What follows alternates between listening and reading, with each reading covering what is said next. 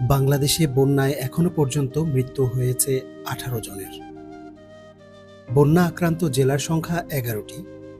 ফেনী, কুমিল্লা, চট্টগ্রাম, খাগড়াছড়ি, নোয়াখালী, মৌলভীবাজার, হবিগঞ্জ, ব্রাহ্মণবাড়িয়া, সিলেট, লক্ষ্মীপুর ও কক্সবাজার।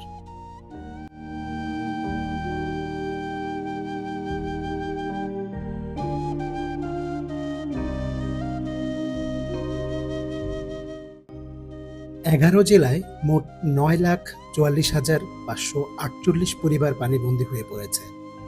ক্ষতিগ্রস্ত লোকসংখ্যা ৪৯,৩৮,১৫৯ জন।